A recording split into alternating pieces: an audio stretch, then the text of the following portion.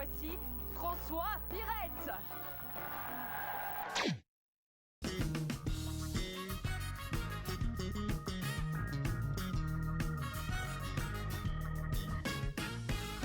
Il y a également en Belgique des présentateurs, des humoristes qui ont un succès considérable. Oui.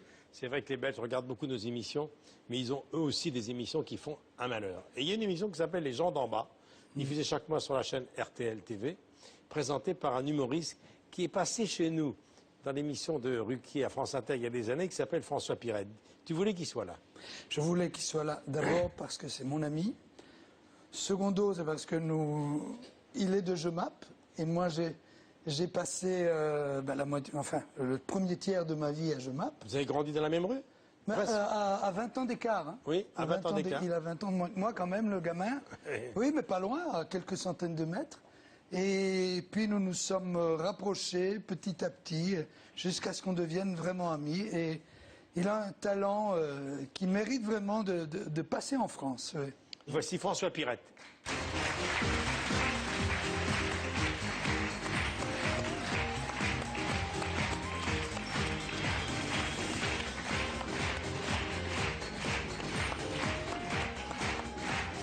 Quelle belle entrée.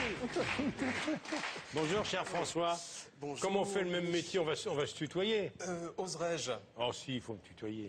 Mais si. Merci. Si. On va se tutoyer quand même. C'est difficile de faire une entrée après ce que je viens d'entendre. C'est magnifique ton entrée. Ben oui, mais Après la joyeuse entrée du roi. Oui, neige bien descendue, comme disait l'autre. Ouais. les gens d'en bas, quel beau Ouais. titre. Ça m'a été inspiré quand même par la politique française, le titre des gens d'en bas, la France Oui. d'en bas. Et ce titre. La France d'en bas. La France d'en bas, oui. Cette expression dont j'ai jamais su vraiment qu'en penser. Donc voilà, par dérision, j'avais appelé mon programme, mon show sur RTL TVI, les gens d'en bas. Oui. Parce que sans rien revendiquer, c'est un peu de là qu'on vient et c'est là qu'on est resté. Alors, c'est une fois par mois. Oui. Et là, on va te retrouver avec Salvatore, vous chantez. Ouais. Là, c'était un rendez-vous un peu plus exceptionnel, comme Salvatore vous l'a dit. Il se fait qu'on a vécu dans la même rue. Et là, on n'a jamais été très d'accord. Moi, je dis qu'il vivait dans la même rue que moi, et lui il prétend que c'est moi qui vivais dans la même rue que lui. Ouais. Mais est-ce que c'est toi qui vivais dans ma rue ou moi qui vivais dans la tienne? Va savoir. Oui. Mais Nous avons vécu dans la même rue. Ouais. Il faut s'imaginer en 1968, quand il y a 2 chaînes de télévision en Belgique, puisqu'on capte l'ORTF et l'RTB de l'époque. Il y a 2 chaînes de télévision, elles sont en noir et blanc. Il n'y a pas beaucoup de grandes stars à la télévision. La télévision n'en fabrique pas autant qu'aujourd'hui. Et l'une des plus grandes stars internationales du moment vit dans votre rue. Et quand on va faire les courses avec sa maman, à ce moment-là, on s'arrête aux grilles de la maison de la star et on l'attend et on la regarde. Moi, j'ai le souvenir d'avoir attendu effectivement Salvatore avec ma maman. Pas des heures, mais de longs moments, rien que pour avoir le plaisir de le voir passer dans une voiture. Et aujourd'hui, je suis là. T'imagines? Un peu. C'est extraordinaire. C'est un affaire, hein. Et quelques années plus tard, à Jemap, il y a un grand stade de basket qui fait 3500 places. J'ai eu la chance de m'y produire 2 soirs. Et l'un des 2 soirs, Salvatore a fait la surprise au public de me rejoindre sur scène. Et c'est à cette occasion qu'on a pu chanter un peu ensemble. Et cette salle de basket était une usine dans laquelle avait travaillé mon père après la mine, qui a été transformée en salle de sport. On appelait ça l'usine à tubes. Voilà. Et qui était dans la même rue que la nôtre. Devant. Et c'est pour ça que nous disions, on avait Salvatore et les Laminoirs. Nous avions donc 2 usines à tubes. Ah oui. Alors, dans ton émission Les gens d'en bas, vous chantez tous les 2.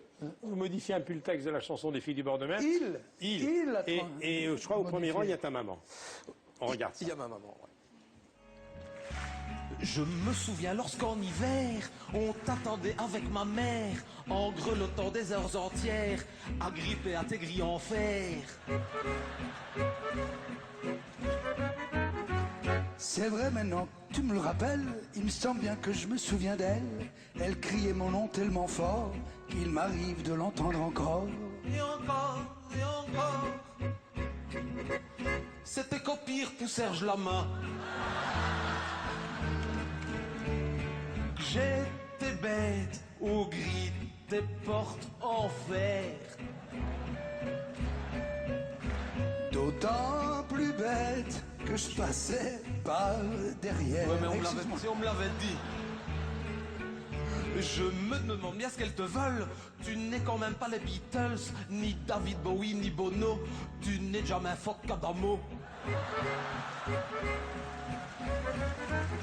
Lâchant une pointe de jalousie, faut dire que question de jolie fille, c'est pas avec tes bigoudis, tu pouvais les laisser ravis au lit.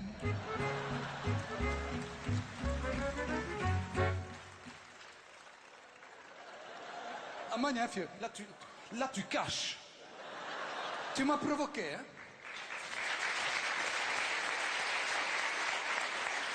Et je n'invente rien. Vous ne pouvez pas savoir que d'avoir passé sa jeunesse à Jemap, on ne peut rien faire sans qu'on ajoute derrière comme Adamo. Vous pouvez pas dire, tiens, je vais acheter mon pain chez Moulard. Ah, comme Adamo. Tiens, hier j'étais boire un verre à la Couronne. Comme Adamo. J'ai acheté des chaussettes blanches comme Adamo. Tout était comme Adamo. Ouais, j'ai été à l'école comme Adamo. C'est tout comme Adamo. Alors, François Pirette, tu es belge, Ouais. mais tu vis en France depuis 20 ans. Oui, je travaille en Belgique. Ça n'a rien à voir avec les impôts?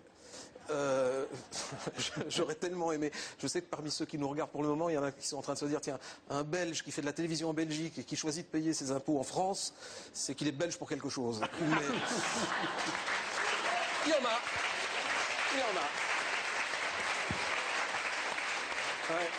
D'ailleurs, un Français, si j'ai bien compris, hein, un Français qui choisit de vivre en Belgique pour payer ses impôts, on appelle ça un évadé fiscal. Oui. Donc je me demande si un Belge qui paye ses impôts en France, on appelle ça un prisonnier volontaire. Donc, on va retrouver maintenant un petit extrait de ton émission, où Ouais. là justement, on est sur le même sujet, car tu t'adresses à Bernard Arnault, dont on a beaucoup parlé également. ouais. En fait, dans mes shows, j'ai toute une série de personnages. Oui. Mon personnage fil rouge, mon personnage fétiche qui m'a été beaucoup inspiré par ma maman, je l'avoue, est une dame en bigoudi qui a son franc-parler et qui a sa logique.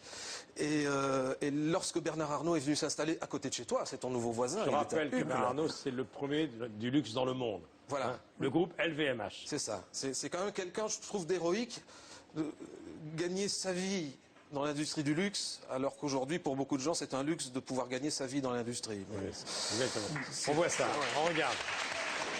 Madame, je pense qu'il y a erreur sur la personne. Je suis Bernard Arnault. Bernard Arnault, oui, le multimilliardaire, la 4e fortune du monde. Attends, multimilliardaire, 4e fortune du monde. Ouh. Écoute, au début, je ne l'avais pas trouvé bel homme, mais tout à coup, il avait du charme.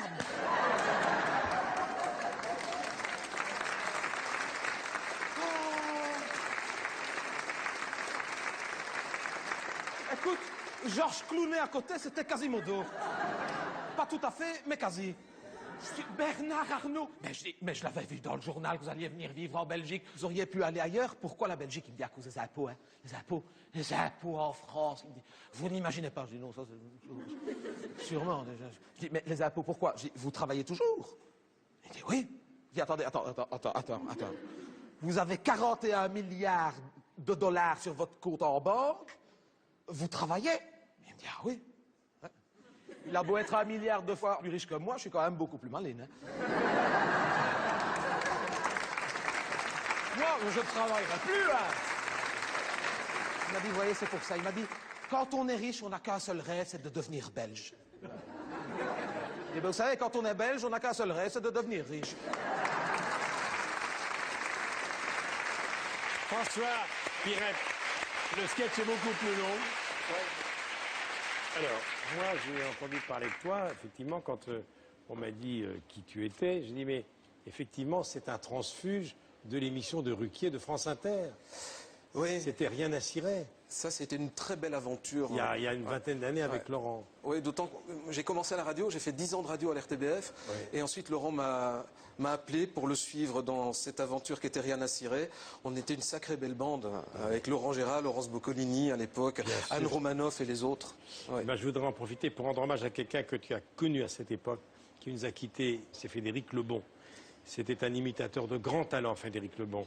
Il était le spécialiste des voix de femmes également. Il imitait à merveille et Bardot et Vanessa Paradis. Il faisait partie de la bande Rien à cirer. Je sais que Laurent Ruquier doit avoir beaucoup de chagrin parce qu'il a beaucoup écrit pour lui. Il nous a quittés donc à l'âge de 47 ans. Nous n'oublierons pas Frédéric Lebon. car il faut avoir de la mémoire également dans ce métier. Merci beaucoup. Merci Michel. À très bientôt. Merci À beaucoup. bientôt. Merci. Merci. Bravo.